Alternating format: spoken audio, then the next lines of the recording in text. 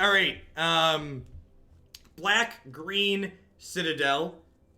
This is a sweet mid-range combo deck that I've really been enjoying. So the combo, for those who haven't seen this before, is Bolas Citadel lets us play cards off the top of our deck by paying health instead of their mana. And we combine this with the card Wildgrowth Walker to gain us lots of life, and Path of Discovery to let our creatures explore whenever they enter the battlefield. So basically this gives us a ton of extra health to play through our entire deck, and because we're exploring and have cards like Wayward Swordtooth here, we're able to plow through any chunks of lands to literally play through our entire deck to get enough permanents into play to kill them with Bolas Citadel. And we can kill them from more than 10 life or any amount of life because we have the card Gaea's Blessing here. So how it works is when you have enough permanents in play with one Citadel, you cast the next Citadel off the top of your deck, and in response to that, you hold priority and activate the first Citadel and sack 10 things. Then the next one comes into play, and you can rinse and repeat as many times as you need to because Gaea's Blessing lets us keep shuffling everything from our discard pile back into our deck. Are we missing any foils? We're missing Doom Whisper as a foil. Let's fix that. Alright, let's do it.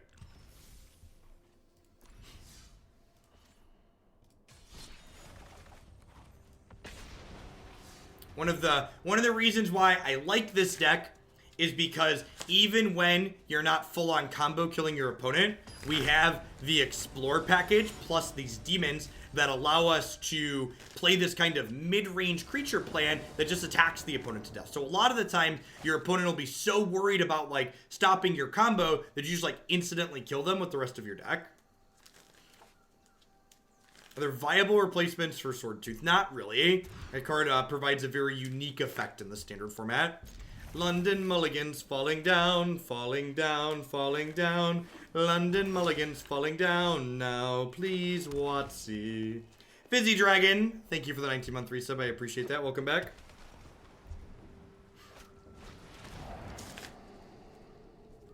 Alright, hit me, dealer.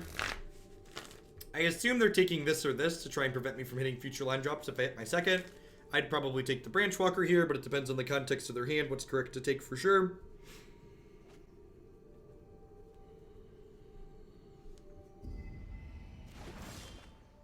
Didn't matter, we are dead. Magic's fun, lots of fun. Low variance game. Do. And this is the type of hand where I'm really excited for the London Mulligan because it is statistically correct for me to keep this hand because going to 5 is less likely to have a good hand than hitting a second land on the draw with a scry here. But if, in the event of the London Mulligan, I would get to look at a 7 and know, oh, there's not a land coming up, I can mulligan to 5 because it's no longer statistically correct to gamble. So, the way the current mulligan rule with the scry works, you are incentivized to take high-risk, high-reward probabilities plays like this, whereas with the London mulligan rule, you're encouraged to just make good decisions.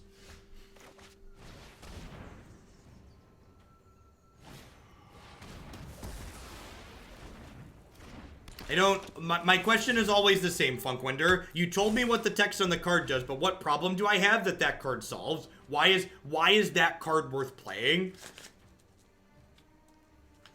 I believe if they decide they want to use the London Mulligan, it doesn't happen until the summer set release with M20. What did happen to my Bolas avatar? Oh, we had to reinstall for a client update yesterday. So I will replace my Wallet Warrior Bolas avatar here after this match. Arena does not save your settings server side. They're all stored client side in a config file.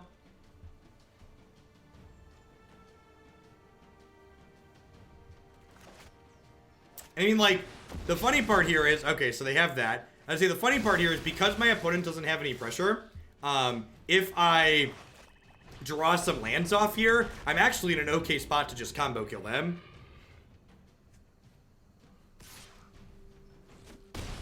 But this starts killing me relatively quickly.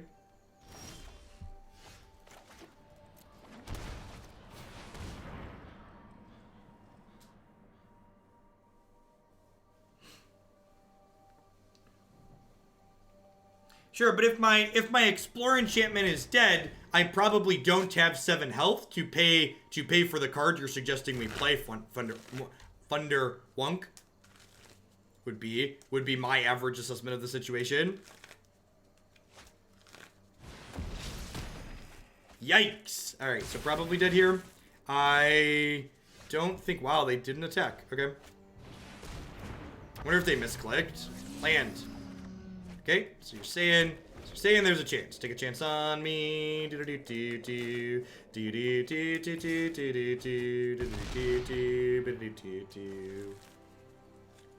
have a counterspell? I drew a land. Rats. That's not terrible, considering, you know, we mulliganed. They played double Thought Erasure. We missed our second land drop on 2. Like, a lot of things did not go our way there. Bring in these copies of Duress. I think I want to leave the Arboreal Grazers in my deck, because my opponent's deck is very likely a Thief of Sanity deck, and I would like Arboreal Grazer to block Thief of Sanity. Should we have tried the Demon, because it would have been a 10th permanent? I mean... The Citadel was also a 10th permanent, Tom. I don't think playing around Negate game 1 is something that's worthwhile. Like, that's your posit is that it's worthwhile to play around Negate in the first game, and I don't think that's true.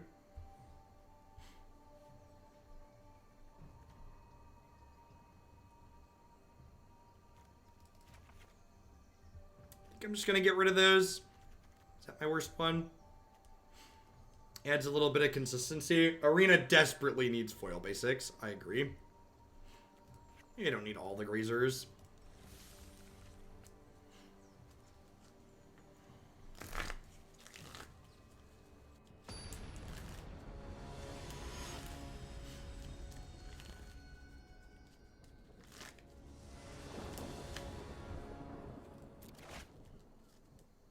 Sand's great.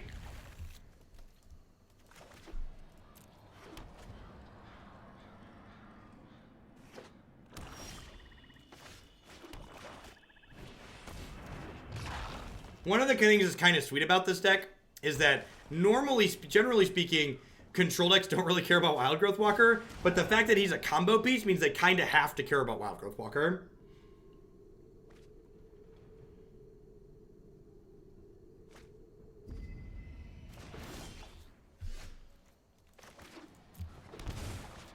So they must have a bunch of, like, negates in their hand here. Land here is excellent. I'm actually just going to go ahead and ditch that because I just want to give myself the best possible chance to hit my 6 lands on curve here. Go, go, gadget, Jadelight. Do, do, do, do, do.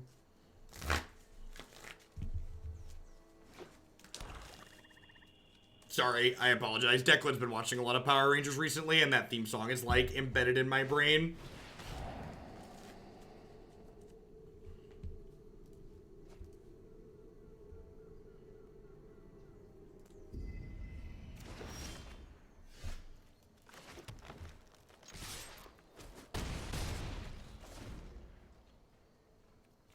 Here's the text for Bolas' Citadel. You can also pull up Bolas' Citadel using the...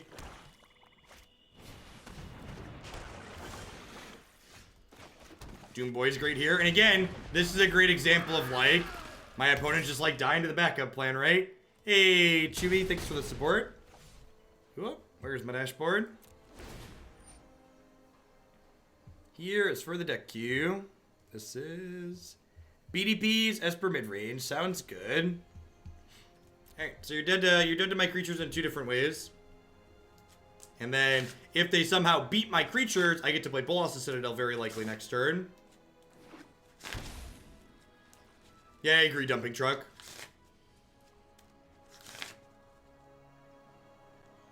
So if they enter the God Eternals here on my Jadelight Ranger, they go up to 7, so they're not dead on board, but I have Wildgrowth Walker plus Doom Whisperer.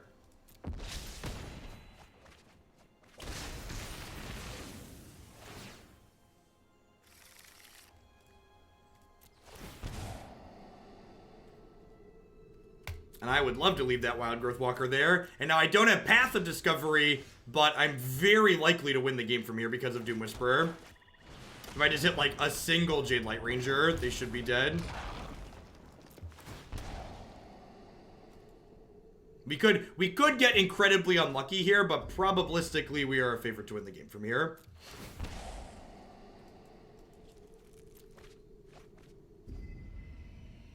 Alright, that should mean we're good. Yeah, opponent agrees. The first, I like them waiting for us to hit the Jadelight Ranger because we could get incredibly unlucky and brick off and die there. But once we hit the Jadelight Ranger, we're very likely to just like coast right on through. We were gonna gain 12, gain 12 there, clear some lands, likely find some more stuff.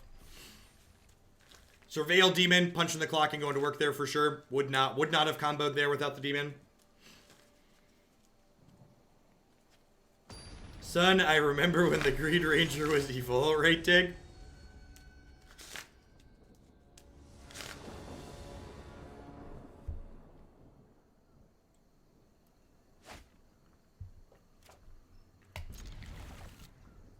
We were at my mother-in-law's, and my kids had to watch a commercial for the first time ever in their lives, and I thought they were gonna lose their minds.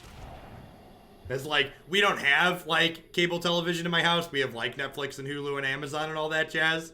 And it's just like, they were just, like, thoroughly disappointed that Paw Patrol was being interrupted. You're disrupting the Paw Patrol. Alright, so we're hoping to dodge Thief of Sanity here. That'd be very bad for us. It's unfortunate.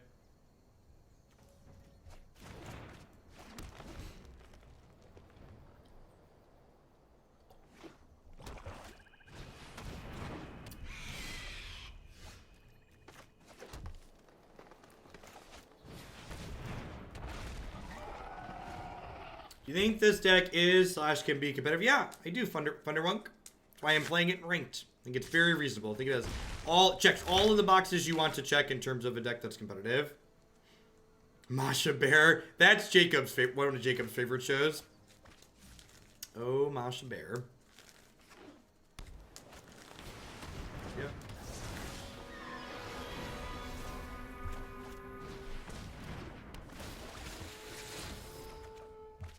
That's, I think we're dead here at this point. Yeah. Yep.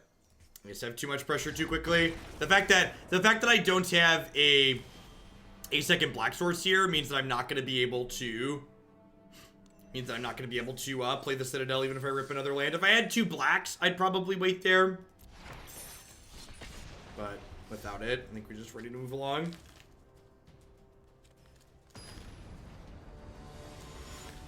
You think it's a coincidence that there are no Nexus decks in week 1 of the MPL, or do you think the deck is poorly positioned? I don't know. I think, actually, so here's what I think. I think Nexus is good, but it is not so much better than the other decks in the format that if you don't really enjoy playing it, you're going to play it. I think the Nexus deck is incredibly tedious for a lot of people to play. And if they don't truly enjoy the type of gameplay that it's generating, it's not so much better than everything else that people are going to play it instead.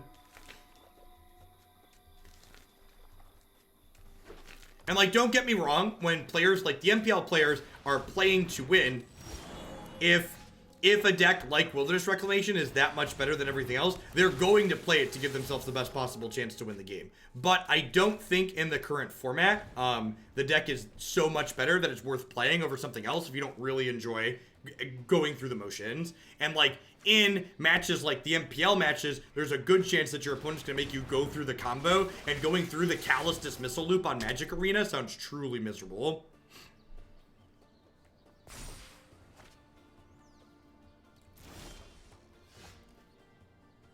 So you're not trying to be interactive everywhere, Funk Wanderer. So you're positing that it feels bad that you don't have enough interaction. I would say rather than trying to be interactive, why can't you just kill your opponent? Why do I need to be interactive? Why can't I just like gain life and like ignore what they're doing for the most part?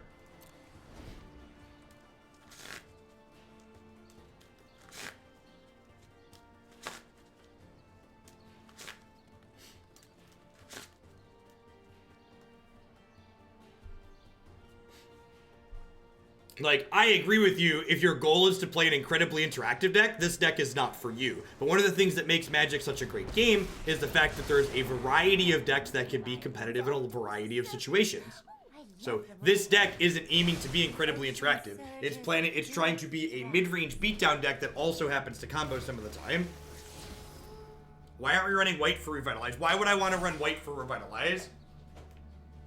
So your suggestion is to splash a color which will cause our mana to hurt us fairly frequently so we can play a card that gains us life. That seems like a bad use of resources in my opinion. Splashing a card which causes us to take damage to our mana base so we can gain life with that card seems very silly.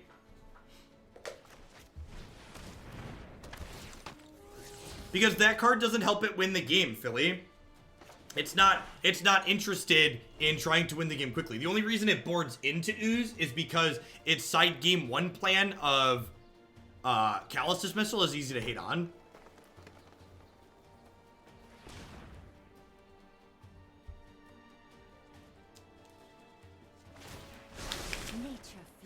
Also, there's the what I refer to as the Esper control reason too, right? Like, by not playing removal game 1, you gain virtual card advantage. By not playing creatures game 1, you don't turn on the removal, which in turn gains you virtual card advantage.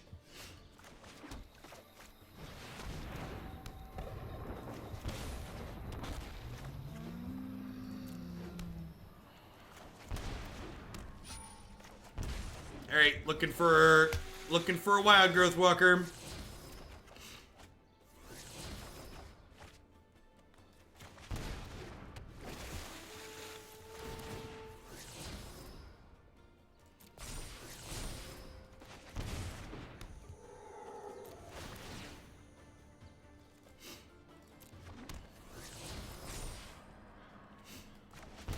Alright, there's a Wildgrowth Walker. Game's probably over. Not guaranteed, but likely over.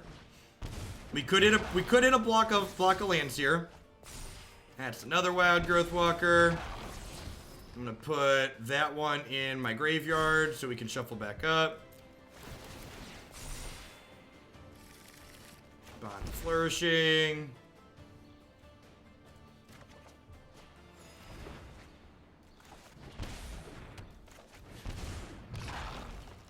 Don't mind me. Just drawing my deck. And like now, we actually bricked off here, but we bricked off at a point where we've gotten big enough that it just doesn't matter. So like, even though we bricked off, we're gonna win the game next turn, right?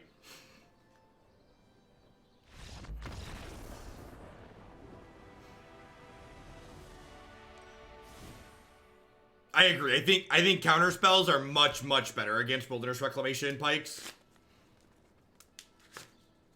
I think counter spells are significantly better against Wilderness Reclamation. Hey, Sean Art Trip with the $10 tip. Thanks for the support.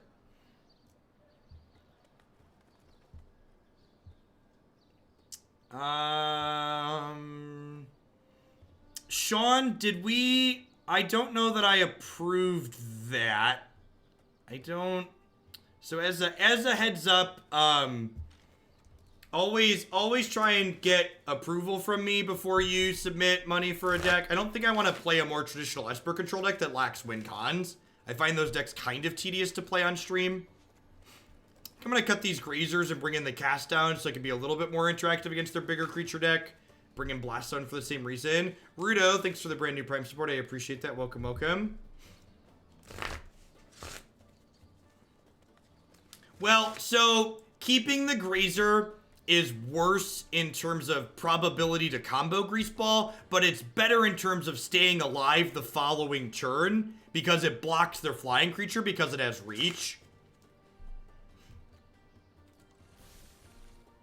This deck is a bunch of fun. If you haven't seen this deck before and you're looking for sweet things to play in this standard format, this is one of the many deck lists that you'll find on my website, magicesports.net. Click standard decks at the top and you're in for a treat.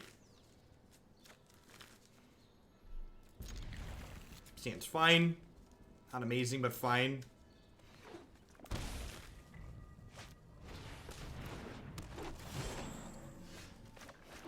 Can anyone confirm for me, by the way, do the MPL feature matches start tomorrow? Or their league or whatever? I think it starts tomorrow, right? I think I want to do a weekend stream, but I don't want to overlap their first week of doing that. No, it's just forwards to jeffhoagland.com. Starts tomorrow at 3 p.m. EST. Maybe I just won't do 10 hours tomorrow. Maybe I'll do like 7 to 3 then. Or 7 to 2.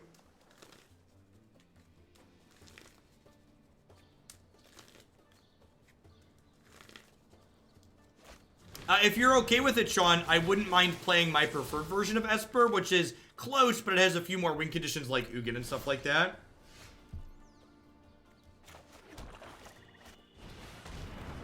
Is it? No way it's pre-recorded. You think it's pre-recorded? That would be terrible. Where did you hear it's pre-recorded? I appreciate the support, Sean. Seth said it's very much pre-recorded. Oh, Watsy. Oh, Watsy. Why would they not play the league matches live? Why would they not play the league matches live? It took them 2+ months to figure this crap out, and they couldn't play the league matches live?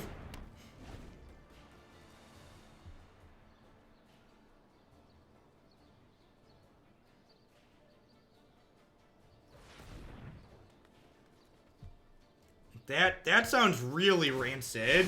Let's get moving.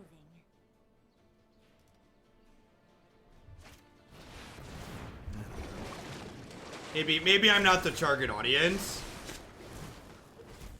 Maybe I'm not the target audience. We're probably dead here.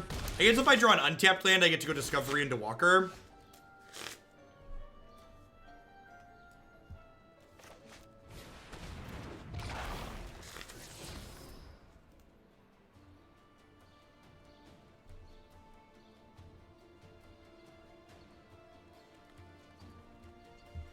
No, I haven't played with that card in the deck, so I don't think it's good. I don't think it solves any problems that we have.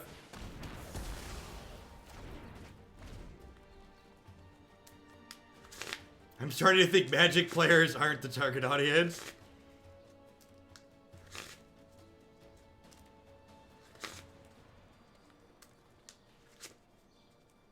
The casting is live, the matches are pre-recorded. Okay, I could half get into that, I think. Together, we will prevail. I guess I'm gonna wait and see what the production value looks like. If there's absurd production value, it's probably fine. Hey, thanks for the big tip. For Kraul Arcbow Stompy, we'll do Hockey. I appreciate it. Alright, if we hit the land for Citadel, we're in a good position to combo next turn.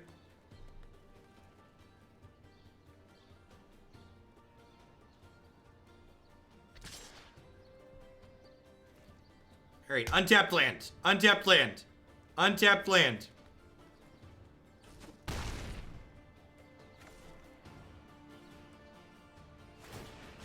The ocean surges, life thrives.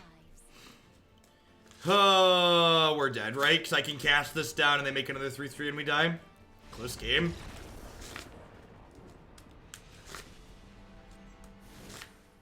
Oh, they had Brontodon too. I'm dumb. They have Brontodon.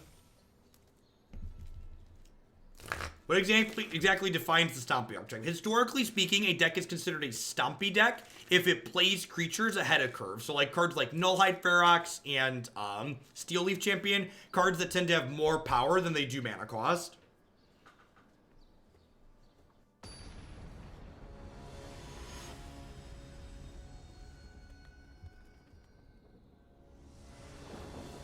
They're usually accompanied by a little bit of ramp too. Things like Land War Elves and Paradise Druid.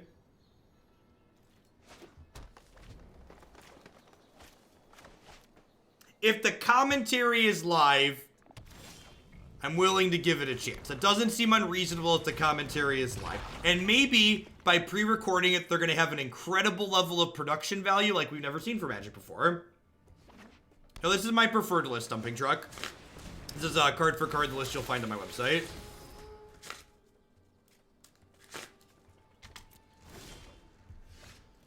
I'm going to play the other Wildgrowth Walker out here.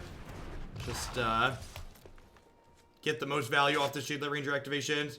What do you think about Bant versus Simic Nexus? I feel like babies have... I think Bant is favored against Nexus.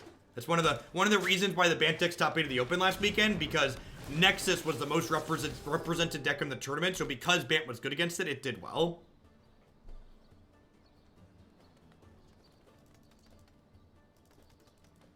I mean, it is good that they're experimenting, but it seems disappointing to break from a given tradition of playing league matches like this live, right? Like, it's almost like if you had a sporting event where everything was pre-recorded. Like, is that, as someone who's not familiar with the sports world, is our sports events where everything pre-recorded something that happens?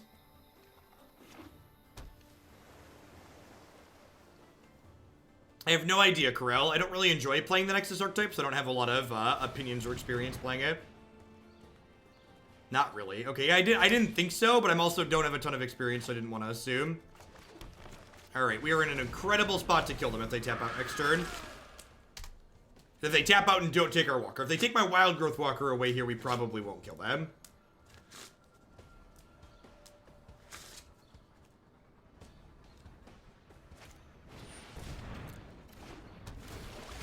They could have, like, a Spell Pierce, a Negate, or a Disdainful Stroke here.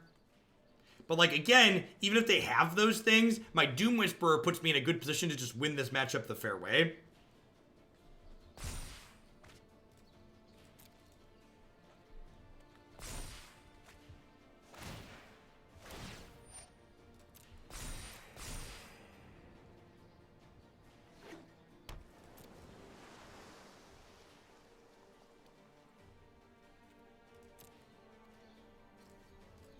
Yeah, but it's typical for... It's generally typical for aggressive decks to be full of creatures. So, like, decks like mono-red aggro that exist right now, those are more burn decks than straight-up aggro decks. Well, that's awkward. Okay, I want the swamp. But I can't bin that yet, because it'll shuffle my deck. Could get counterspelled here.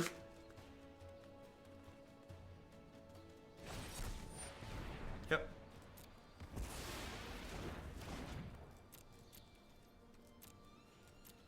And try again next turn with my 26 points of health and my Doom Whisperer.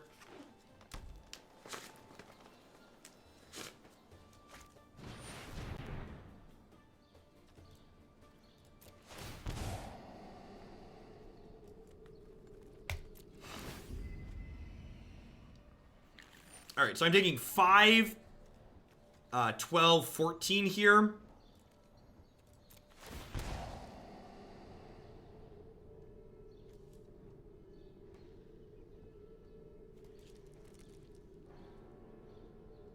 That's fine. I'm gonna leave those there. This is fine.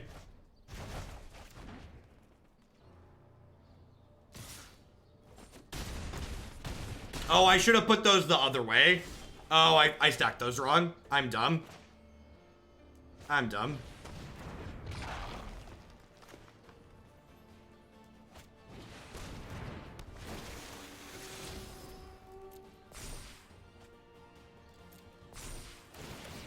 Wow, that would have worked out really well if I took 30 seconds and did it right.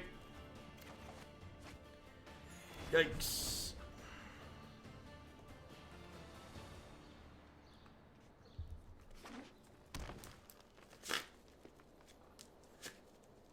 The good news is they don't have good attacks here. My opponent would be very, very dead if I'd have stacked my things right, though.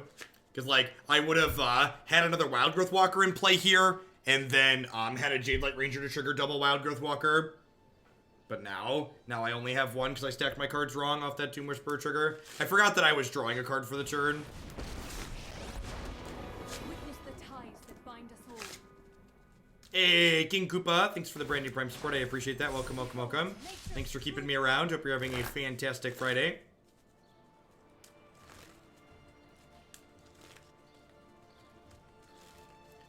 Fearburger, the Jadelight Ranger would draw the swamp. So I could go Wildgrowth Walker, Jadelight draw the swamp, play the Wildgrowth Walker post-combat.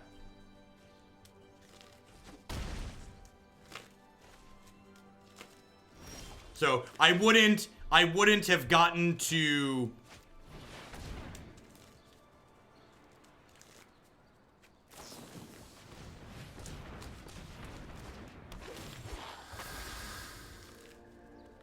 and then I think we're dead here, right?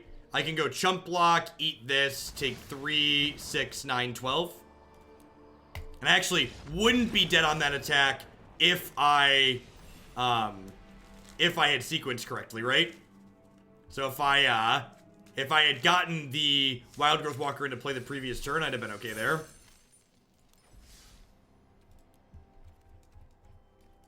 I will spare you.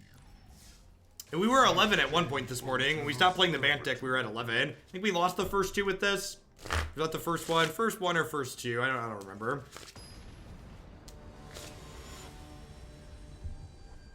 Hey, well, thanks for the support, King Koopa. I appreciate you keeping me around. Seems like pretty reasonable. Wants some more land, but like Seekers Squire hopefully helps us do that.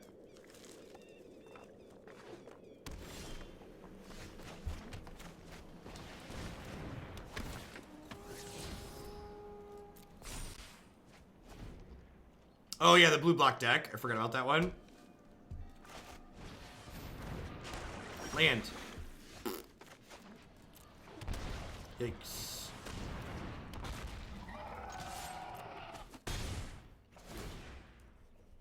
Yeah, the Vivian deck had 2 copies in the last 8 of the top in the top 8 of the last open. If you're looking for a competitive deck, that deck is more than competitive. It's very, very reasonable. Perfect.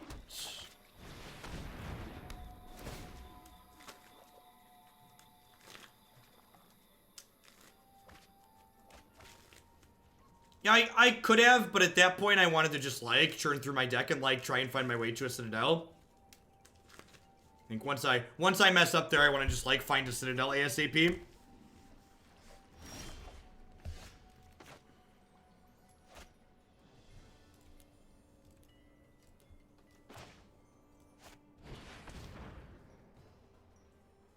I mean, landing this isn't super relevant against Esper because they have a bunch of Mortifies.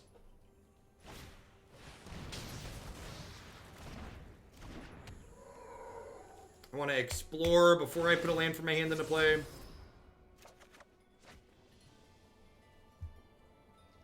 This comes into play tapped, so I think I'm actually going to decline here.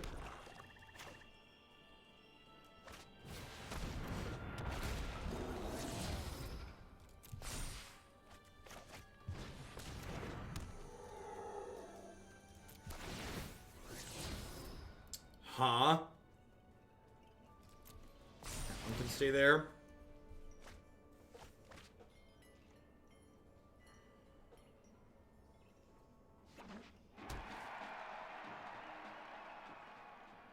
Wonder if they're playing something close to the Esper Friends deck we played yesterday. If it's a challenge you want, then a challenge you'll get.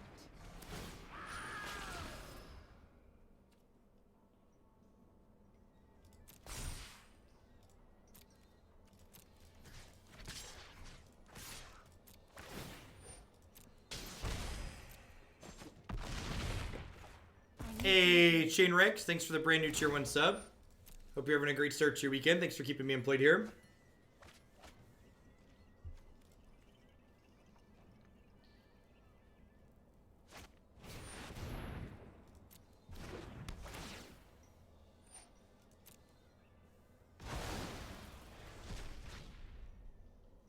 They're pretty close to just dying here, right?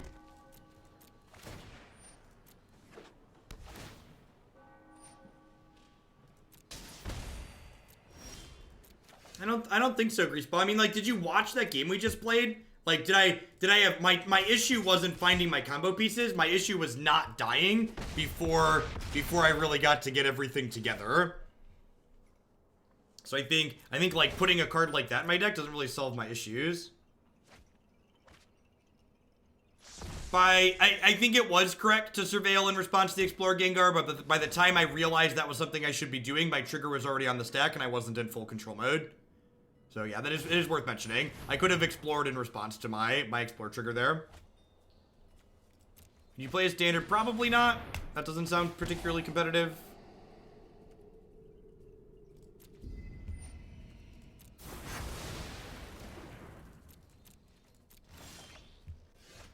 Now, it's worth noting here, there was a land underneath the card.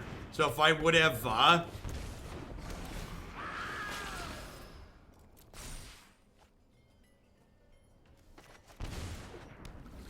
if I would have done that, I would have been in a position to, like, still have a land drop to play this turn.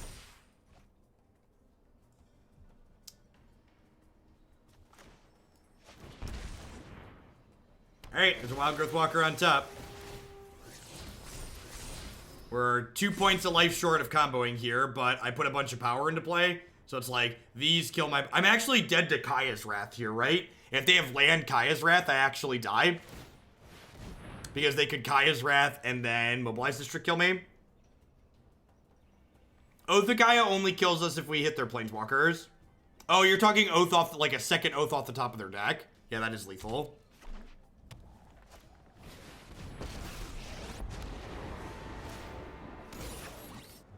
There is great power in this. Evil cannot withstand a righteous army.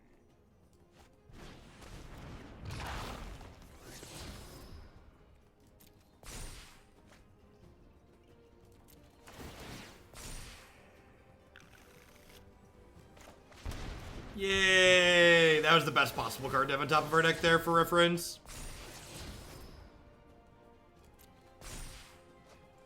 We are incredibly likely to kill them from this position. Not guaranteed, but incredibly likely.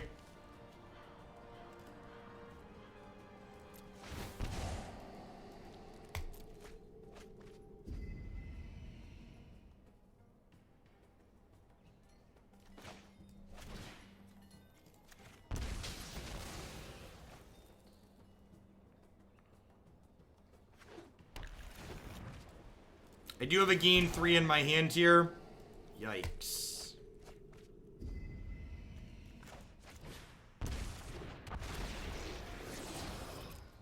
This actually gains me 1 because it costs 2, gains 3.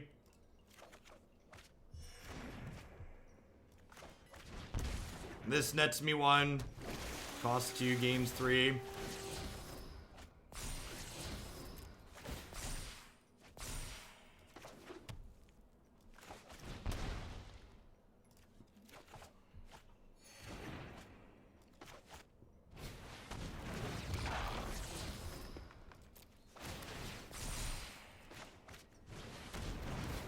Oh, Branchwalker does gain 6, doesn't it?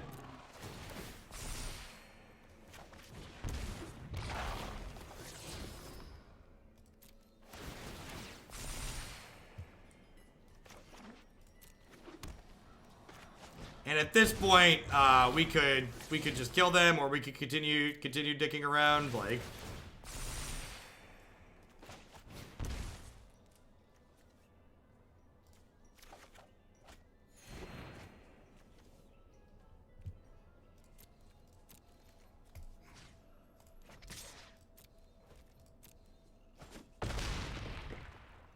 You remember? Yeah, remember when we were at 1?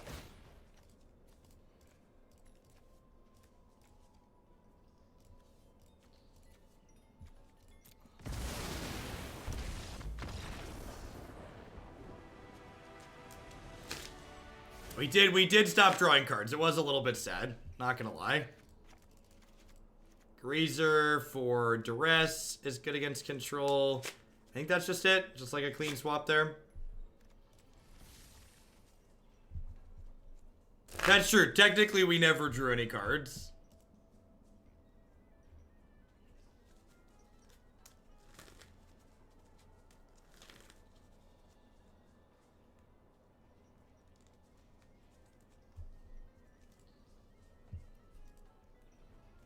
How do you gain that much life so quickly? So, Wildgrowth Walker alongside the path of whatever. Yeah, we played Role Reversal in the Saheeli, Jeskai Saheeli deck that we played on stream. Very reasonable when you're pumping out artifact tokens. Good answer to Azcanta in general, too.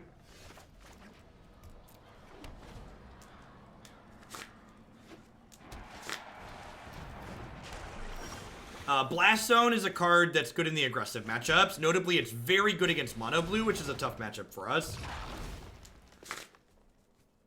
In the aggressive matchups with this deck, you basically cut your entire combo. You cut all the Citadels and the Path of whatevers, and you bring in a bunch of removal and stuff out of the sideboard.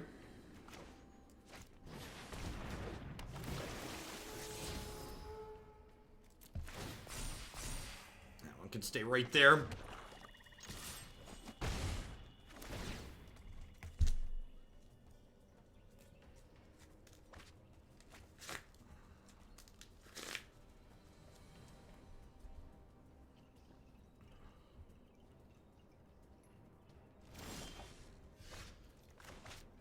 Alright, what do you got?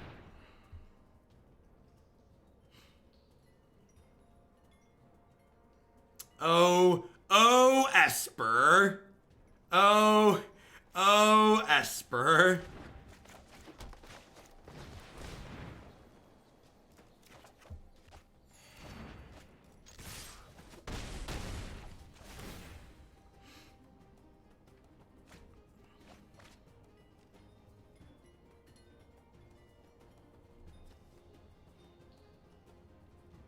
Maybe I should have just played an Explorer creature to try and push lethal ASAP.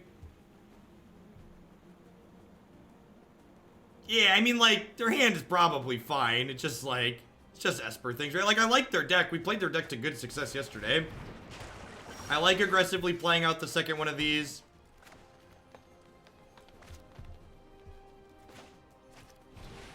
Helps them flip this faster.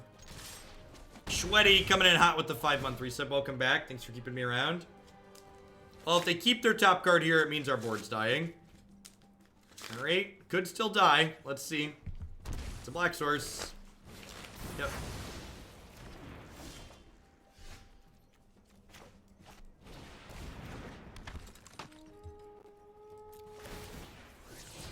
Ha! That is incredibly cute. Good one. That actually sounds kind of sweet. That's not good enough at this point, I don't think.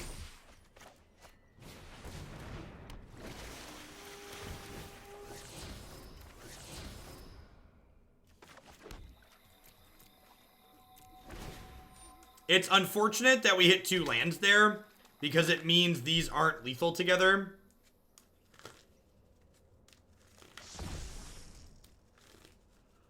I mean, the Mobilized District didn't replace the land. The Mobilized District replaced a spell.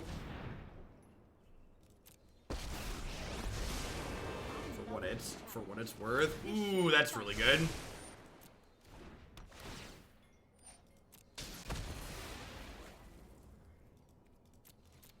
Alright, really want a Citadel.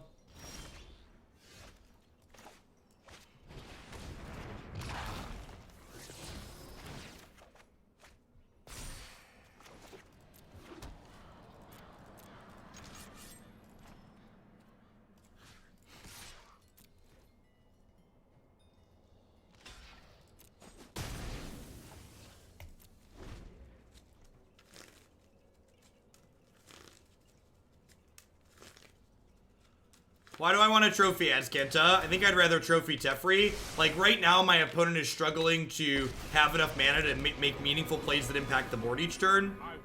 So Teferi is going to help unlock their mana a little bit by generating 2 mana every turn. I think I'd much rather tag Teferi there than the Azcanta.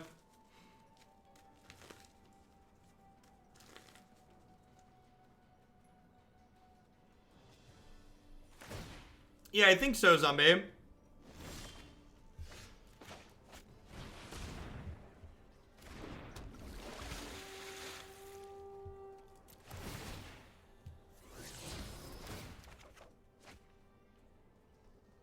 Where are my Citadels, chat? Where are my Citadels?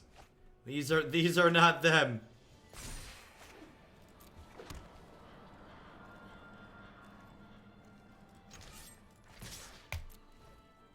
So we're going to see them block 4, take 3 down to 6, activate Ascanti here probably.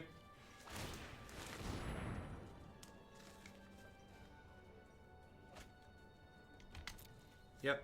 And Tyrant Scorn is very good here because remember, my Wildgrowth Walker is a combo piece. So not only is that going to generate a blocker here, but it's going to take one of my combo pieces out of play.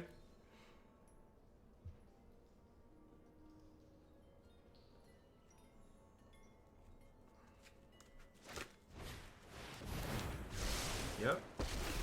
Very good here. Opponent going to establish a very dominating board position. Probably see Path of Discovery come back to my hand here.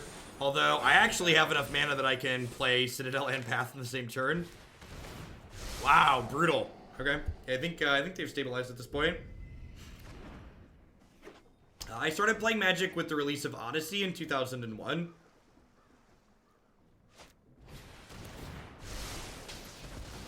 A good Citadel could still win the game from here. Alright, I'm gonna move along. When it rains, it pours, chat. When it rains, it pours. I think I'm happy with how we sideboarded. Let's draw a few more spells this game.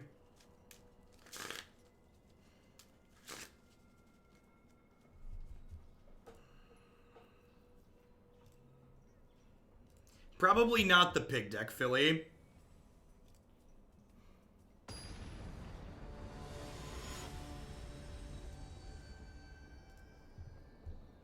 Hey. Teferi in trading. Thanks for the 10 months. Welcome back. Thanks for keeping me around. Good solid curve here. 1, 2, 3. It's just elementary. What could it be? Bright Star checking in for the 14th month. Welcome back.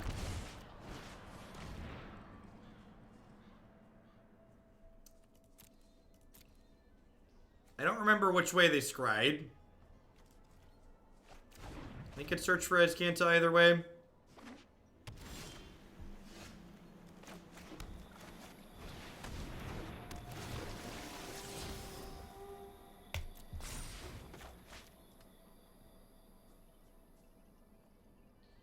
Uh, 10. I was born in 91.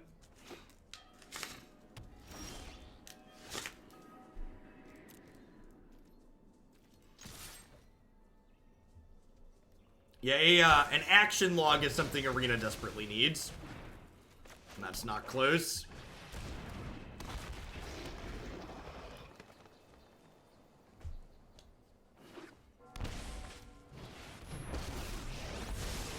I am not going to sit this way. I'll protect you. Yeah, I'm not actually an angry old man. I just play one on television. Taboo, thank you for the brand new Prime support. Welcome, welcome. Thanks for keeping me around.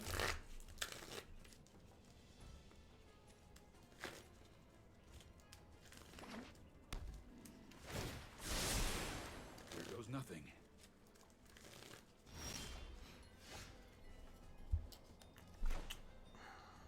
I'm going to start on this. It gives me a bunch of chances to hit a land. Makeba Element, thank you for the Twitch Prime support. Welcome, welcome. Thanks for keeping me around. Come on. Good lord. Alright, well, I guess we'll leave that one there. I guess getting to a 5-4 means it dodges Othakaya glass half full, but definitely was looking for a land there.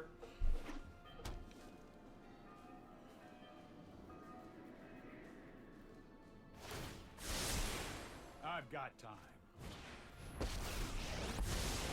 Right on schedule. That's more like it. Sure.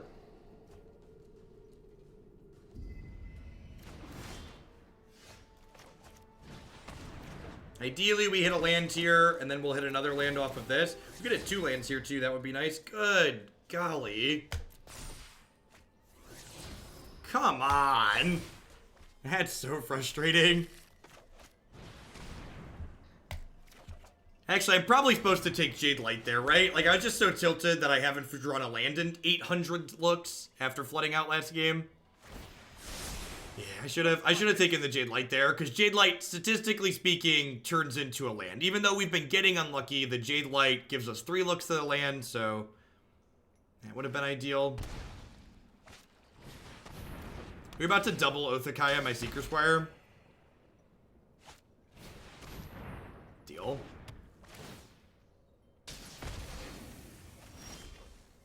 Perfect. Come on. Come on, Poppy. Yeah. Yeah, we were owed that. I'm just looking for Citadel at this point. I also wouldn't mind hitting another land because I can play it off of this. Yeah, that's true. That's true. We're definitely getting in a good position to, like, beat them through a fair gameplay. He says this is opponent cast Gaea's Wrath.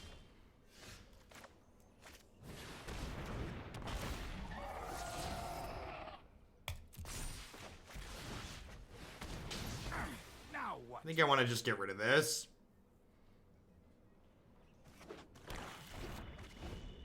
We were due. Our cumulative variance dictated that we were supposed to hit there. Alright, so I'm going to put on full control mode. Because I would like to surveil in response to my, my explore here.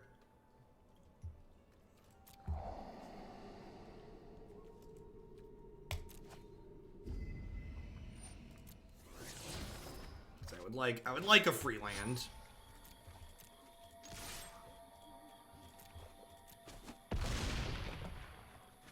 Alright, and I've been 2 Wildgrowth Walkers at this point. So we're not 100% to win if we find Citadel, but we'll be in a pretty good spot. Shuffle them back in. Sweet, we got 4 walkers in our deck. Yikes.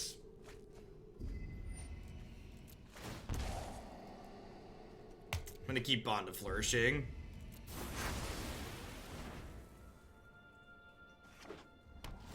Alright, I think we're a favorite from here, but it definitely is anyone's game. Like, if there was an advantage bar, it would kind of be pointing towards us, but not by a lot.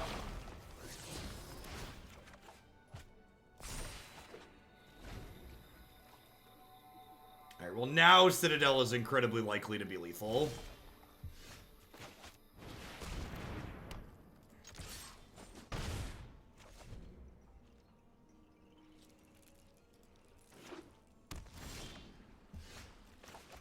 Those Wildgrowth Walker's about to get real swole.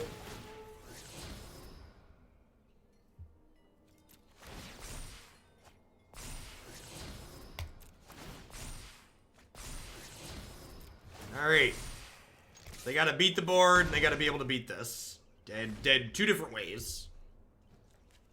Which is, again, this is why I think this deck's really good against other mid-range and control decks, is because you often put them in the spot where you're like, alright, you have to beat the board, but you also have to beat my Citadel comboing you next turn.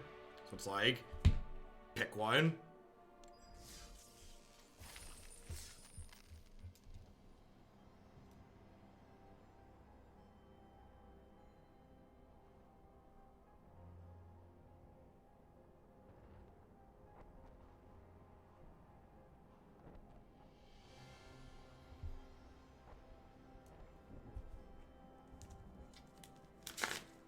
Alright. Alright, let's play another one.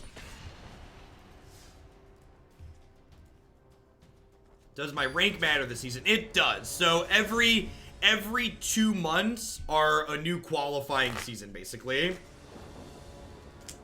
So ideally, if I finish in the top 1,000 this month, my rank then won't matter next month, is how it'll work out. So ideally, you want to finish in the, if you're looking to play in the competitive qualifier events through Arena, you want to finish in the top 1,000 every other month at least. So, I'm not going to be stressing about my rank like I did the first season because that was miserable, but I am going to play decks that I think are maybe not quite as competitive off the ladder as opposed to on the ladder. But like this deck I think is very reasonable, so we're laddering with it.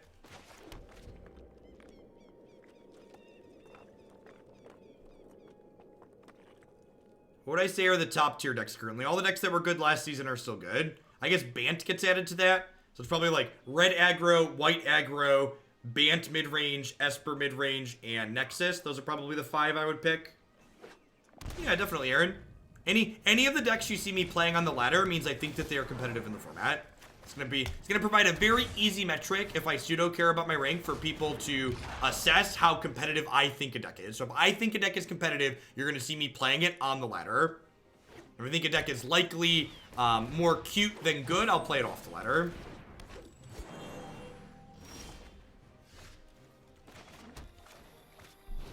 You feel like the queue system is reasonable. I always feel like the MCGO system required too much of an investment. I mean, like, any system requires a lot of investment, Zombie, right? Like, there needs to be a way to whittle down, like, the tens of thousands of people interested in qualifying to the small number of people they want to qualify. How competitive do you think Blue-Black Captain is? I have no idea. I think I would probably play that on the ladder if we tried it again, but I'm not sure how I feel about it after our last session. That sucks. Alright, so really want to hit a Jadelight Ranger here. Jadelight Ranger means we get to kill this and we'll be in a great spot. If we don't draw a Jadelight Ranger, we're super behind. That is a middle of the road hit. I don't think Grixis control is very good. In my experience playing the format so far, Grixis control seems aggressively mediocre at best. I think in a world where Wilderness Reclamation continues to be a force that you need to think about, Grixis control seems like it leaves a lot to be desired. Sure, you just play Esper mid-range, Sniper Wave. Esper mid-range is one of the best decks in the format. Just play Esper Hero.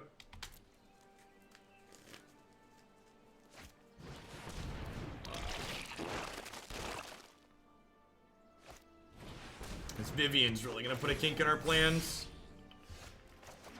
Although, I suppose, if they don't downtick here and they don't have a Frilled Mystic and we draw a land, we're, like, pretty likely to combo next turn. Assuming we hit a creature on top. This is not every have a good one, Party Bus. Beginning.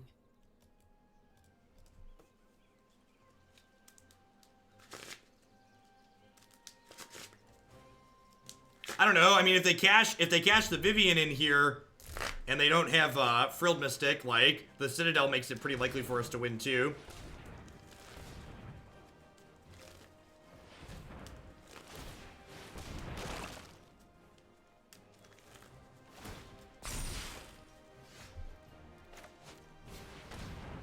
Feels like they have a Frilled Mystic, but this could also just be like holding up this.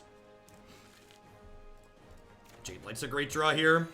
Jadelight puts me in a position where my fair game plan is doing okay, although Wildgrowth Walker probably can't outgrow Biogenic Ooze.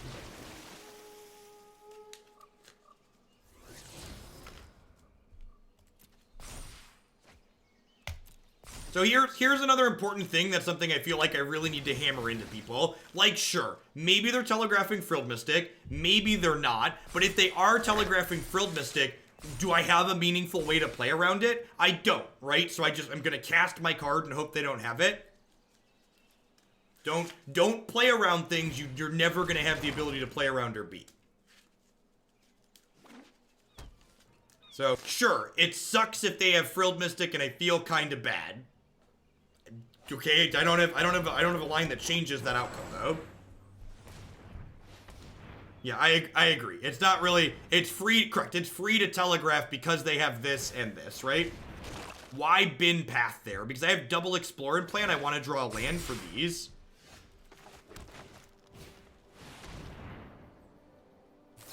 Alright, first Frilled Mystic resolves. Great. I have another Citadel. Let's go. They don't have good attacks for another turn still. So if they don't have a second Frilled Mystic here, my Bolas Citadel next turn could potentially win me the game. Oh, that's my last Path of Discovery. That's awkward. I'm glad I have that other card in my deck. We have enough hit points here, and they don't have great attacks this turn, that this might win us the game. We do want to hit a Blessing, though, that's for sure. I think they're going to wait one more turn to attack here, most likely.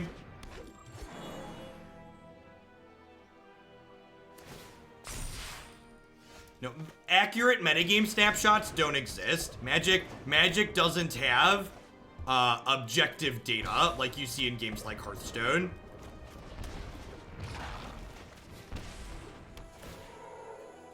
So in Magic, all of the data is extremely limited and biased in different ways. So, really looking for a Jadelight Ranger at this point off the top of our deck. Actually, if they attack and kill a Jadelight Ranger inside of combat, I can pick it back up next turn with this Memorial to Folly, which is nice. You can always find 100% of my deck list by clicking Videos Standard, and then in the video description is the standard deck list. So the individual deck list pages are something that's hand curated that takes me time to do. So I'm probably going to add a Bant deck list to that page at some point, but I have to commission artwork and then make time to actually update the page. I know it seems like I do a lot here, but everything I do here is done by me for the most part. I feel like they should just math this for blockers. Yeah, probably.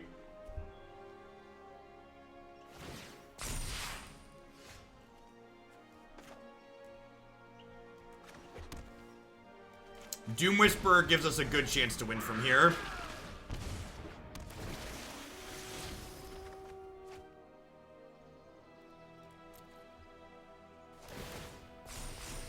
Doom Whisperer was such a good addition to this deck.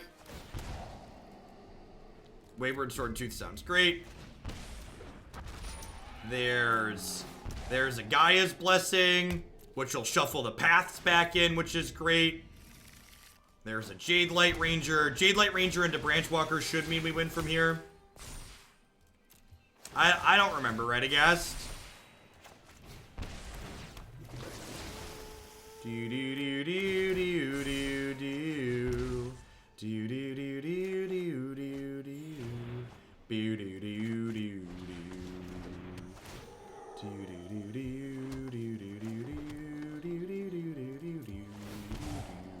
Oh, I should have waited on this until I had Path of Discovery. This is a mistake on my part. Whatever. It looks like we're gonna power through. And they're dead. This game is over. I'm just gonna have to click for a little bit.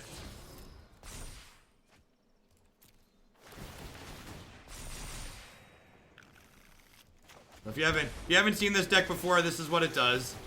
And because of the two cards that recycle cards back into our deck,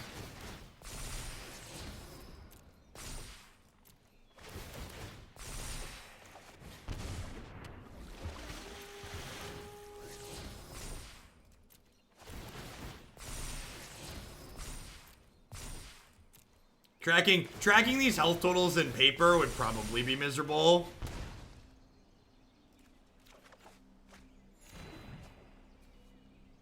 Hit a land. Doom Whisperer means I can't brick off, which is nice.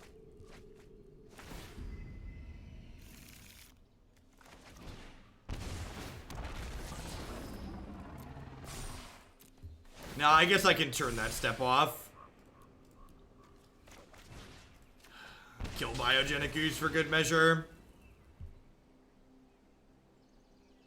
Do I have them dead? 1, 2, 3, 4, 5, 6, 8, 9, 10, 11, 12, 13, 14, 15, 16, 17. Nope. Not quite enough permanents yet.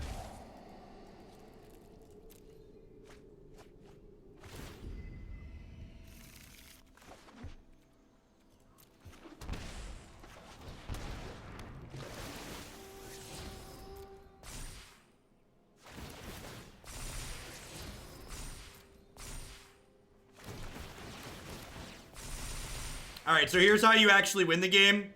You play this. You say yes. Now, in response to your own card, you activate the other Citadel, sacrificing a bunch of stuff.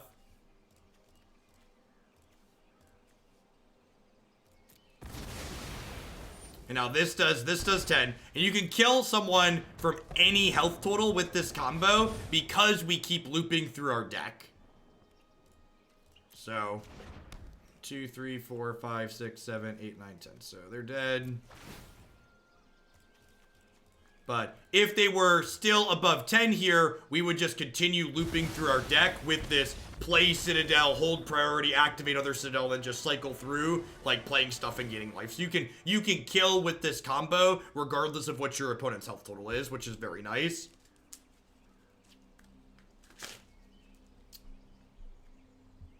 How all in? Yeah, you can very reasonably win without it. In fact, that's one of the reasons why I really like this deck. If you haven't seen this deck before, this is one of the many fantastic standard decks you can find on my website. This is our 3rd or 4th time playing it, so there's lots of other videos of it up there if you want to see more of it after I get done today.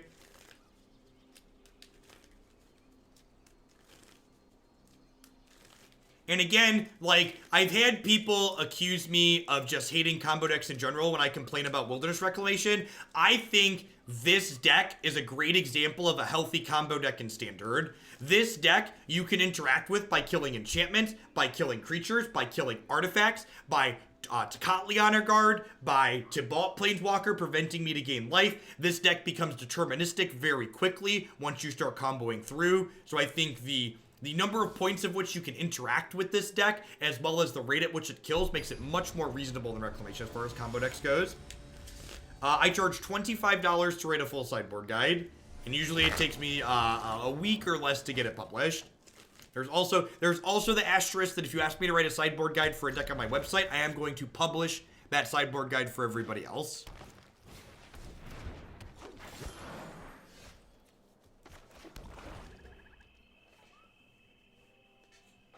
Yeah, you win a lot of games just by like attacking with explore creatures, Swordtooths, and demons. Band Bow has actually felt really good again.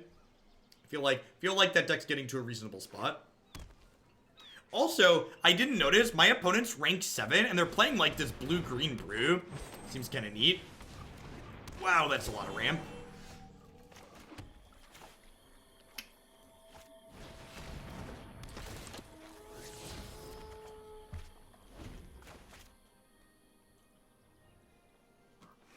Yeah, and if you're the opponent, you don't have to sit there and click reveal constantly on Magic Arena when you play against this combo.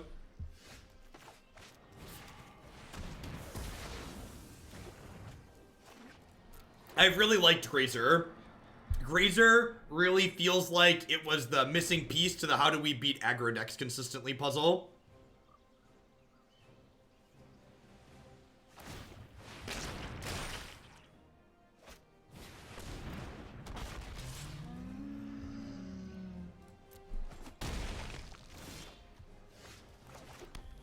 We're getting really well set up here, so this obviously is annoying. That's a reason I bring in the cast downs to play through their disruption. Yes, the fact that Grazer blocks Thief is also relevant. I agree with that.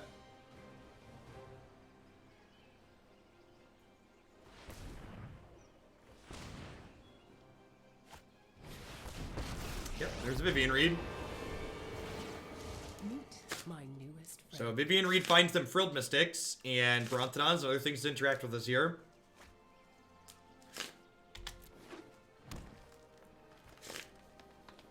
We're gonna take 11 on this combat. Oh, they just want to protect her. Okay, that makes sense. So my opponent doesn't currently have Frilled Mystic up, but I don't really want to jam Citadel here because there's a pretty reasonable chance that I brick off and die if I jam Citadel here. And I don't want Vivian to just like kill my Citadel. I think I'm gonna bottom that. That's unfortunate. It's unfortunate that there was a trophy on top of my deck, because if I would have jammed Citadel, I could have trophied the Vivian. And I was really hoping to hit a land drop there, because Wayward Swordtooth lets me play an extra land. So if I would have hit a land there, I could have gone land for Swordtooth, Path of Discovery, and then like had Swordtooth to block as a 5/5, which would have been ideal. I mean, we're kind of in a rush. Vivian digs them to a potential counterspell every single turn. So there is some pressure on me past just her ultimate. Alrighty then.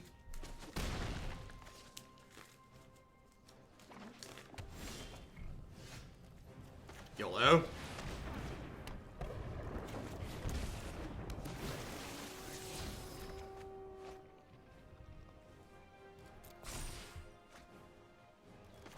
Alright.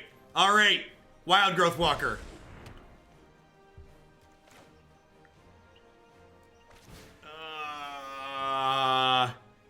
I have to kill, like, the Swordtooth, right?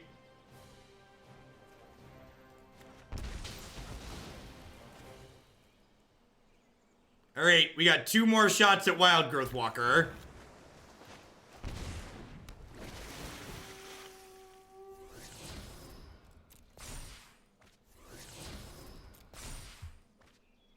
Oh, we were so close. Alright, next game on the play.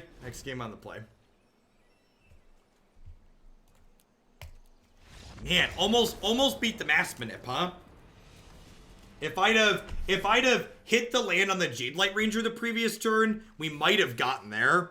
Just because we would have had the extra path in play, which would have given us extra explorers. Yeah, I'm like, and that game too, right? Like, my opponent had quad acceleration on the play. They went like elf into elf incubation dread, and they started really fast. Hey, Load Qwerty, thank you for the 2-month resub. I appreciate you keeping me around. Welcome back.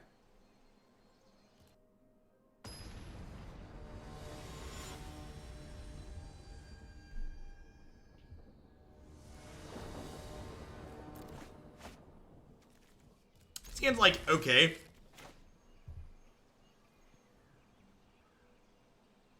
You can't pay life you don't have. So if you're at 1 life, you can't pay 2.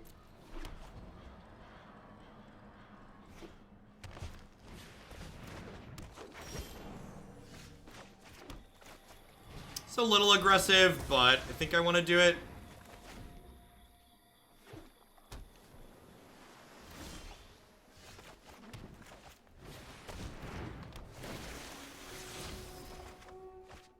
I love when my divination comes with a 2-1. It's so busted. Hello, houseplant. Welcome back. Thanks for the 4 months.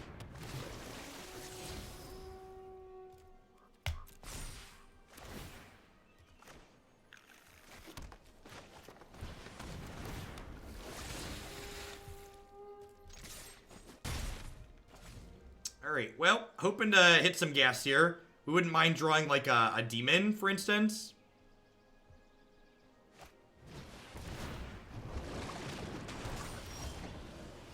Wow, remember that time we killed their elf? Pepperidge Farm remembers. Certainly getting paid off for that decision.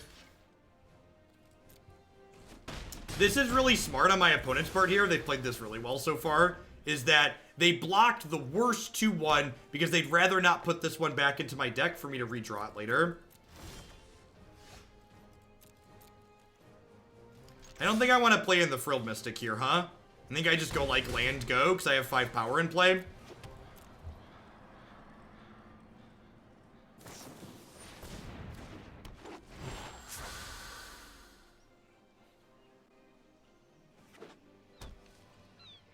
Hey, Ketchup, thanks for the Prime support. I appreciate that. Welcome, welcome, welcome back.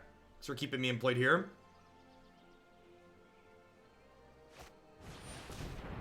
Sure. Do I kill Vivian or do I kill the Frilled Mystic? No one knows the wild. I probably need to kill Vivian, right? Killing Vivian. I would be very surprised if we're able to aggro them out of this game.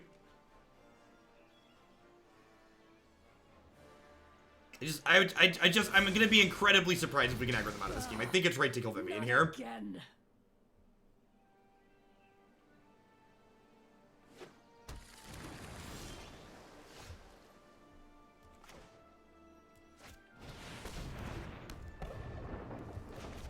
Rewarded.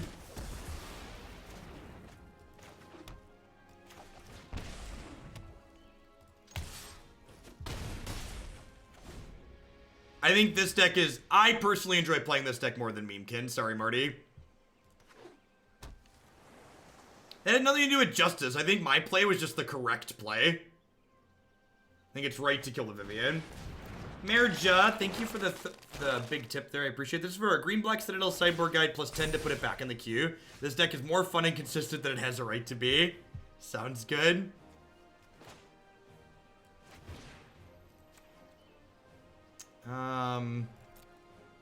I mean, I don't mind redrawing these, right? So I'm gonna put those back in my deck. We're waiting on a Wildgrowth Walker at this point.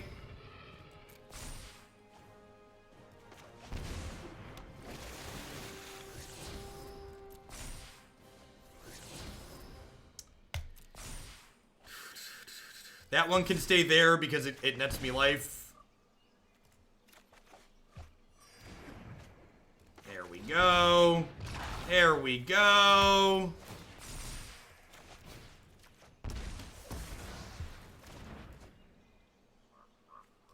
Do do do do do do do This deck is so fun. It's so sweet. Sweet memes are made of these. Who am I to disagree?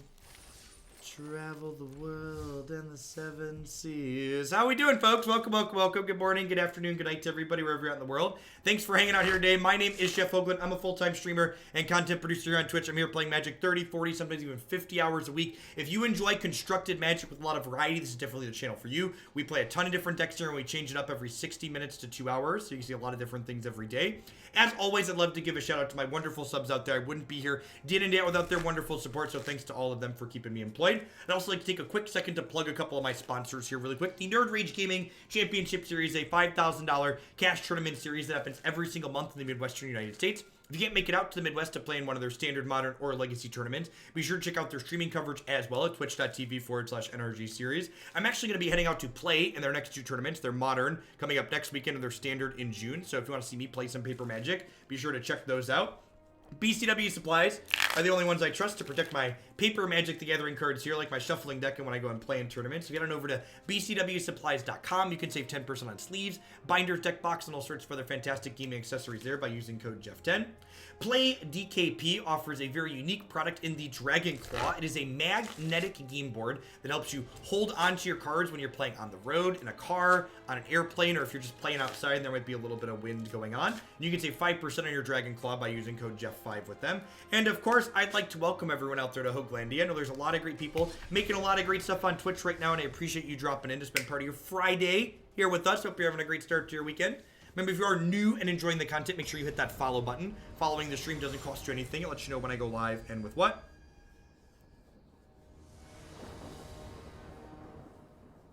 Hey, Colbert Ops, coming in hot with the brand new Prime support. Have you considered this for the qualifiers since you're less hot on Blueback Gift Night? Yeah, maybe. I think this deck's very reasonable.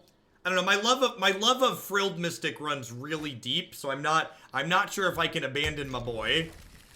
Black Sheep for real with the brand new Prime support as well. Thank you for that. Ooh, that's a good draw. Get my Grazer on. Ryamel with the 5th month. Welcome back. Thanks for keeping me here. Is Sultai still your preferred Flash flavor? I don't know. The Bant decks are growing on me. The Bant decks are really sweet. Vivian's Arc Bow has been kind of my jam.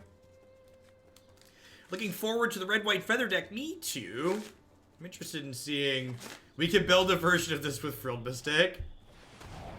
Spent way too many hours watching your stream since War release. Thanks for everything. It does. Twitch Prime pays my mortgage, so thanks for keeping me around. Gaea that plays the base. Coming in hot for the 2nd month. Let's tap my Memorial to Folly, shall we? Ooh, a piece of candy. I'm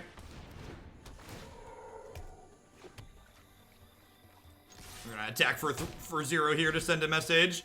Let him know what's up and where my Arboreal Grazer stands in life.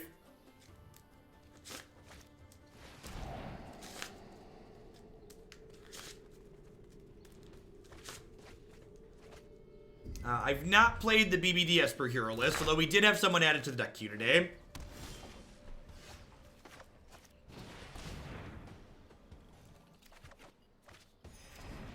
I'm going to go ahead and Blessing, throw both of these back in my deck because they're pretty good draws.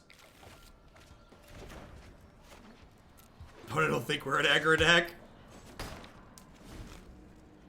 Silent Spell, thank you for the 10 months. Welcome back.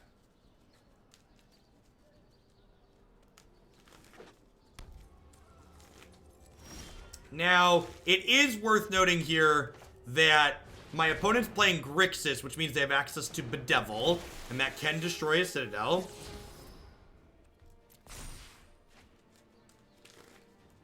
Would you consider Finale of Devastation for tutoring for it? Maybe? I don't know. So, like, the problem is you can't cast Finale of Devastation with X when you play Bolas Citadel.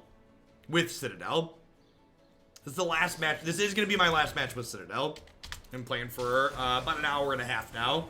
I let this one run long because it's sweet, but The deck queue is dark and full of terrors, so...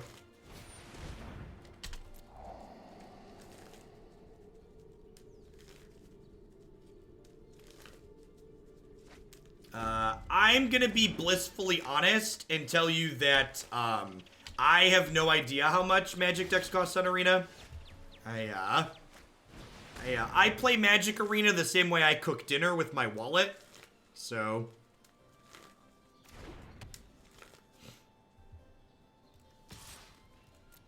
Is it $100 or $500 to buy mod on the channel? Someone is asking me. Well, I don't just let brand new people outright buy mod status.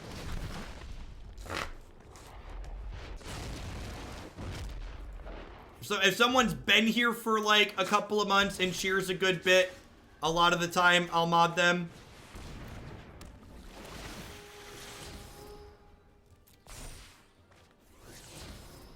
Where are my lands? Good. Golly, chat. Yikes. That's true. It only costs $60 or 12 months of Twitch Prime. But that you gotta put in the months. I do have blockers. Arboreal Grazer knows what's up. Yeah, land there would have likely let us kill them. Alright, still have a good chance to kill them here. I have defeated death. I'm gonna kill my Jadelight. Oh, they have another Nick. Gosh, that's frustrating. Alright, well, we are at least super alive to another Citadel off the top, right? That is assuming we can play through them drawing a bunch of cards. Super unfortunate that we didn't hit our land drop there. My knowledge is endless. Yeah, I got you, Ketchup.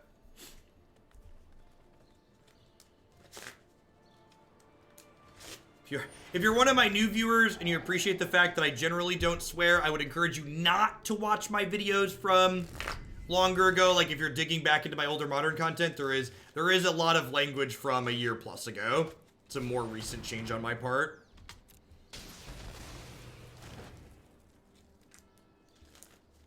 Now I think I just have to hit Citadel and hope for the best here. We're probably dead at this point. Feels like they have a counterspell. That's why I said generally speaking.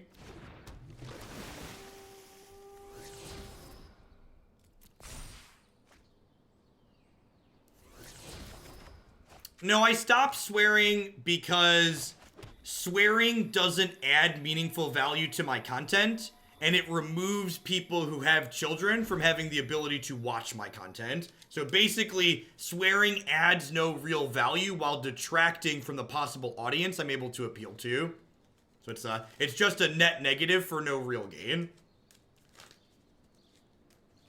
And since this is my job, approaching things like a business is what makes the most sense.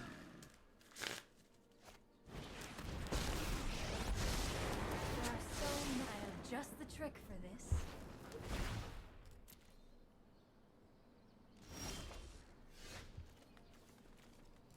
The Bedevil pretty much locks us out here. Not going to be able to combo them. Dalathan, thank you for the brand new Prime support. Welcome, welcome, welcome. Thanks for keeping me around.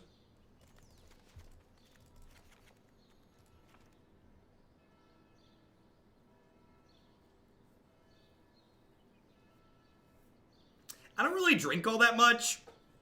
When I do drink, it has to be if my alcohol can't pass itself off as a type of candy, I probably don't drink it.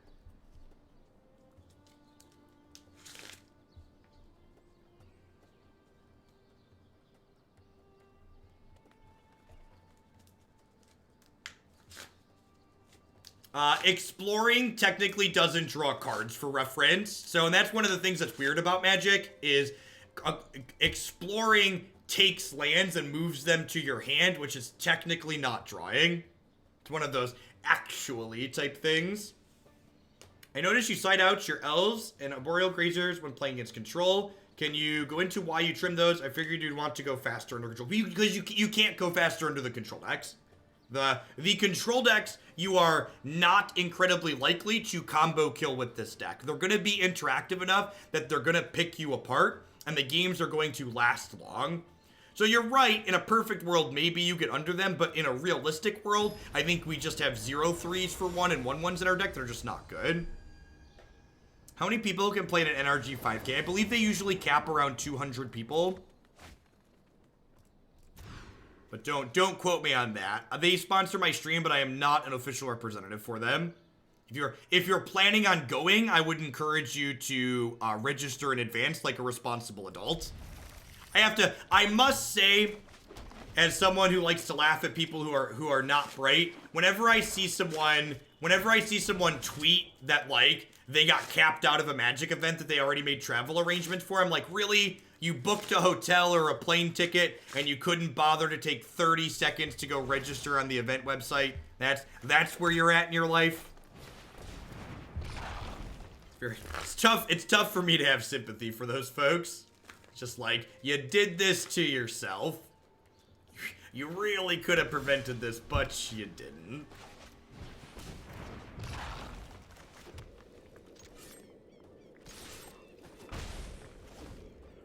That's true. The last few Nerd Rage tournaments have been capping out, which is great for them.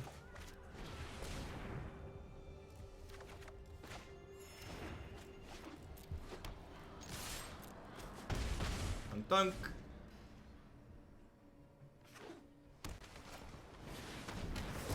Yikes. And that comes the turn before this, so now they're going to be able to hold up a counterspell for this, or if they have like a Bolas here, we're probably in trouble.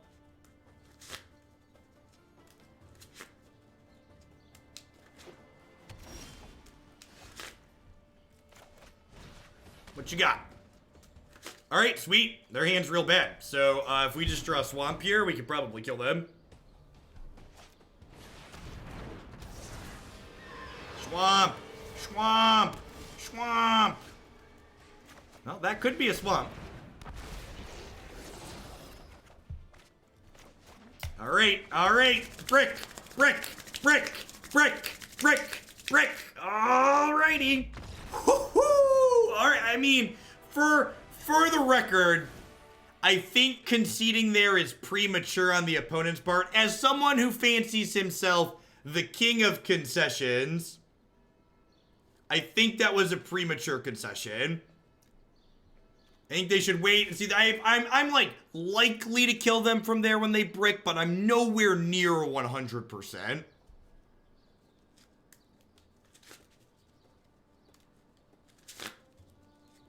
I am a favorite. If I was someone who did something silly like putting an advantage bar on my screen, it would be in my direction, but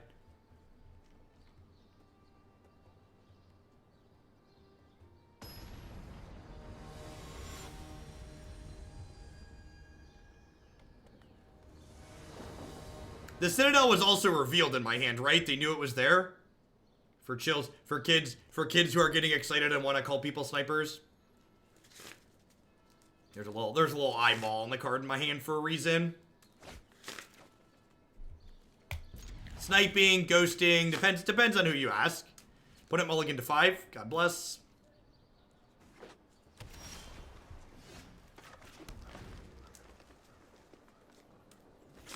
Confirm Jeff spawn camped poor Grixis guy. Oh, Counter-Strike. That takes me back to my youth.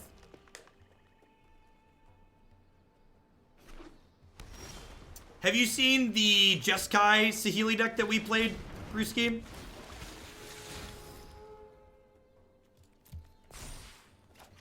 Ding, ding, ding. Scale of 1 to dead. Where's this Wildgrowth Walker at? Still trucking. Opponent boarded into Grixis gates over here.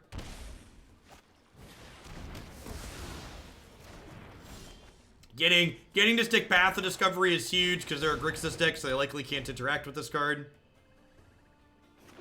Yeah, I believe it has a page on my website too, Brewski.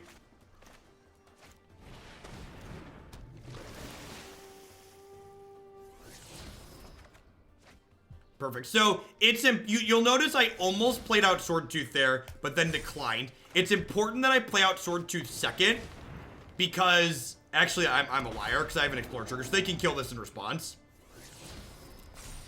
I was thinking they wouldn't be able to kill it before I play a land, but that's just not true.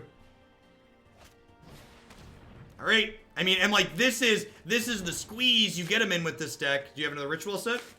Because like, sure, they've kept me from comboing now, but like, I've just got good cards in my hand, right? In fact, I think I'm gonna go ahead and blessing this, and this back on in. Oh, that's a good one. Thank you.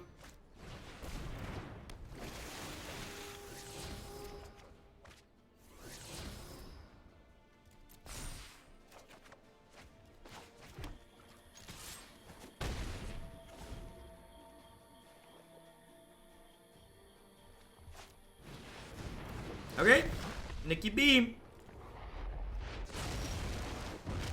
That's not the Citadel I wanted for Christmas. It is technically a combo piece, though. Huh.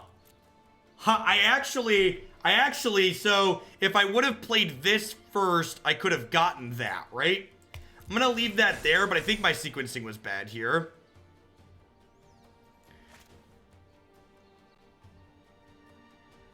Why did this gain 2 counters? Why did that gain 2 counters? What am I missing?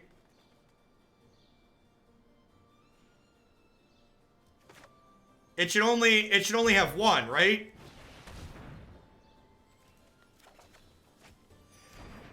Oh, 1 from leaving a non-land on top. I'm dumb. That's how Explore works. Shh.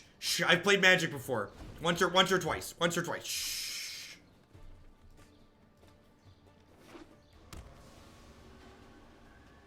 You think there's a more artifact-based Citadel combo? No, I don't think so. I think this is likely the only competitive shell for Citadel in the format.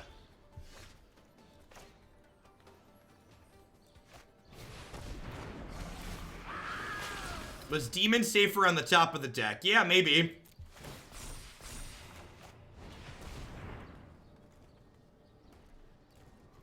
Backup Wildgrowth Walker in case they rip Ritual a set. And like, pretty strong favorite from here. Canes coming in hot with the brand new Prime support. Welcome. Thanks for keeping me employed here. Hope you're having a fantastic Friday and a great start to your weekend. And they're also just like dead on board, right? So like, again, you get them in that squeeze where it's like, well, you go in both directions. Like, I'm beating you on board, but like I'm also threatening to combo kill you. This is my first time being single digits, so we're gonna take a screenshot.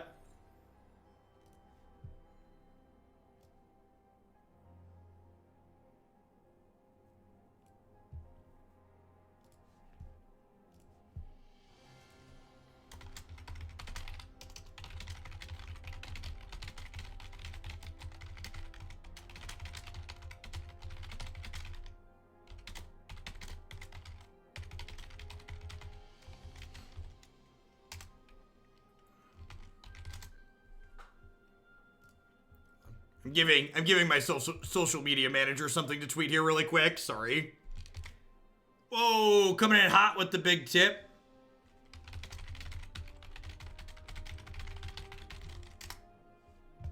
Worst Neighbor NA, thank you for the 8-month resub. I appreciate that. Welcome back. I'm the one who asked about a mod. I don't like to sub, and I'd rather give you 100% of my money. Well, I'd encourage you to just... I do appreciate the big tip. But I also do appreciate people that sub, right? Like, I think I've seen some streamers that make a big deal about, like, Twitch taking a cut of the money, but, like, it's important that Twitch makes some money, right? Like, I wouldn't be able to do my job without Twitch. So, I am A-okay with Twitch taking a cut. But thank you for the support, I appreciate it. If there's a deck in my deck queue you'd like to see a little bit sooner there, Hex, I'd be happy to bump that up for you. Hey, Trinka Hall, thank you for the 9-month resub. I appreciate that. Welcome back. You know, I honestly don't have any changes to make for this deck. This is the list that we've had up on our website, and since since we added the addition of Doom Whisperer over the path and the Seekers Squire and figured out the blast zones for the sideboard, I'm really happy with where this deck list has ended up at. Hey, Kusabe, thank you for the brand new tier 1 sub. Welcome, welcome. So, if you're looking for a sweet mid-range combo deck, this is one that I would highly recommend. I think it's super competitive. I want to see you and Day 9 team up to do some shows. Maybe. That could be fun. I do like Day 9 stuff, and he's been around these parts before for sure. We are done playing this deck for the day. I've got a lot of decks in my deck queue that we're going to work right on through. Remember, if you want to see more of this deck right now, you can check it out on my YouTube channel, my website with some past videos. We are going to move along to playing some Red-White Feather up next year, though.